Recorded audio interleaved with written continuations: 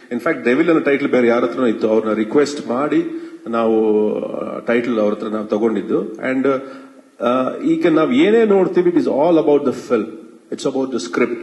ಅದಕ್ಕೆ ಏನ್ ಬೇಕು ಅದನ್ನೇ ಮಾಡಿರೋದು. ಅಂಡ್ ಅದಕ್ಕೆ ಟೈಟಲ್ ಅದಕ್ಕೆ ಸೂಕ್ತವಾಗಿತ್ತು, ಹಾಗಾಗಿ ಡೆವಿಲ್ ಅಂತ. ಯಾಕೆ ಡೆವಿಲ್ ಅನ್ನುವಂಥದ್ದು ಒಂದು ಪ್ರಶ್ನೆ ಬಂದಾಗ ಯಾಕೆ ಪರ್ಟಿಕ್ಯುಲರ್ ಆಗಿ ಕತೆಗೆ ಈ ಟೈಟಲ್ ಆಯ್ತು, ಮತ್ತೆ ಏನ್ ಹೇಳಕೊಟ್ಟಿದ್ರಿ ಅನ್ನೋಂಥದ್ದು ಸರ್ ಕ್ಲೂ ಸಣ್ಣದಾಯ್ತು. ಅದಕ್ಕೆ 11ನೇ ತಾರೀಕೆ ನೋಡ್ಬೇಕು ನೀವು. ಟೈಟಲ್ ಸರ್ ಯಾಕೆ ಕತೆಗೆ ಆಪ್ಟ್ ಆಯ್ತು, ಹೇಗೆ ಕತೆಗೆ ಆಪ್ಟ್ ಆಗಿತ್ತು ಟೈಟ್ಲ್, ಅದಕ್ಕೋಸ್ಕರ ಟೈಟ್ಲ್ಗೋಸ್ಕರ ಕತೆ ಮಾಡಲ್ಲ, ಕತೆಗೋಸ್ಕರ ಟೈಟ್ಲ್ ಆಪ್ಟ್ ಆಗಿತ್ತು, ಅದಕ್ಕೆ ತಗೊಂಡು. Okay sir, Darshan sir life ಅಲ್ಲಿ ಒಂದು ಘಟನೆ ನಡೀತು, ಅದು ಖಂಡಿತ ಚಿತ್ರತಂಡಕ್ಕೆ ಒಂದು ಸಂಕಷ್ಟದ ಪರಿಸ್ಥಿತಿನ ತಂದ್ಕೊಡ್ತು. ಬಟ್ ಅದು ಬಿಫೋರ್ ನೀವು ಶೂಟ್ ಮಾಡುವಂತ ಪ್ಲಾನ್ ಮತ್ತೆ ಅವರು ಹೊರಗಡೆ ಬಂದ ನಂತರ ಶೂಟ್ ಮಾಡಿದಂತಹ ಸನ್ನಿವೇಶ ಎಷ್ಟು ಡಿಫಿಕಲ್ಟ್ ಆಗಿತ್ತು ನಿಮಗೆ ಅನ್ನುವಂಥದ್ದು?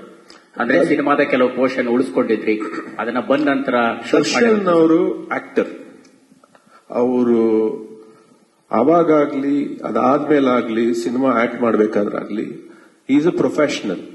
ಬೇರೆ ಯಾವುದೇ ತರವಾದ, ಇನ್ಫ್ಯಾಕ್ಟ್ ನಮ್ಮ ಸೆಟ್ ಅಲ್ಲಿ ನಾವು ಫಸ್ಟ್ ಫಾಲೋ ಮಾಡೋದೇ ಅದು. ಆಕ್ಚುಲಿ ಏನಂದ್ರೆ ವಿ ಆರ್ ವೆರಿ ಪ್ರೊಫೆಷನಲ್. ನಾವ್ ಅಲ್ಲಿ ಬರೋದು ಎಲ್ಲರೂ ಅಲ್ಲಿ ಅಷ್ಟು ಜನ, ಯಾಕಂದ್ರೆ ಒಂದು 400-500 ಜನ ಒಂದು ಸೆಟ್ ಅಲ್ಲಿ ಸೇರ್ತೀವಿ, ಅಲ್ಲಿ ಒಂದು ಕೆಲಸ ನಡೆಯುತ್ತೆ. ಅದ್ರ ಹಿಂದೆ ಶ್ರಮ ಪಡುವಂತ ನಮ್ಮ ಜಗ್ಗಿ ಆಗಿರ್ಬೋದು, ಸುರೇಶ್ ಅವ್ರ ಆಗಿರ್ಬೋದು, ಅಷ್ಟು ಜನ ಸೇರಿಸಿ ಒಂದು ಕೆಲಸನ ಅಚ್ಚುಕಟ್ಟಾಗಿ ಶೂಟಿಂಗ್ ಮಾಡಬೇಕು ಅಂತ ಏರ್ಪಾಡು ಮಾಡ್ಕೊಡ್ತಾರಲ್ಲ, ಅಲ್ಲಿ ಬಂದು ನಾವು ಬೇರೆ ಯಾವುದೇ ತರವಾದ ಡಿಸ್ಕಷನ್ಸ್ ಆಗಲಿ ಬೇರೆ ವಿಷಯಗಳು ನಡೀತಾ ಇರಲಿಲ್ಲ. It was a pure work energy and work that happen. So ಯಾವುದೇ ಡಿಫರೆನ್ಸ್ ಇರಲಿಲ್ಲ. ಕತೆ ಚೆನ್ನಾಗಿ ತಲೆಯಲ್ಲಿ ಎಲ್ಲರಿಗೂ ಕೂತಿತ್ತು.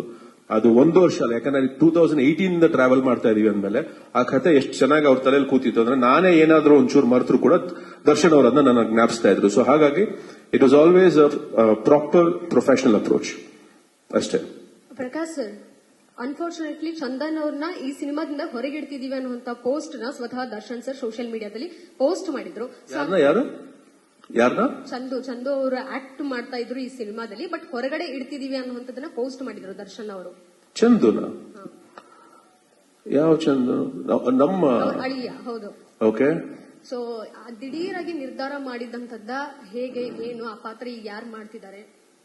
ಇಲ್ಲ, ಅದು ಹಾಗಲ್ಲ. It was a conscious decision actually. ಅದನ್ನ ಯುವರಾಜ್ ಅವರು ಮಾಡಿದ್ದಾರೆ.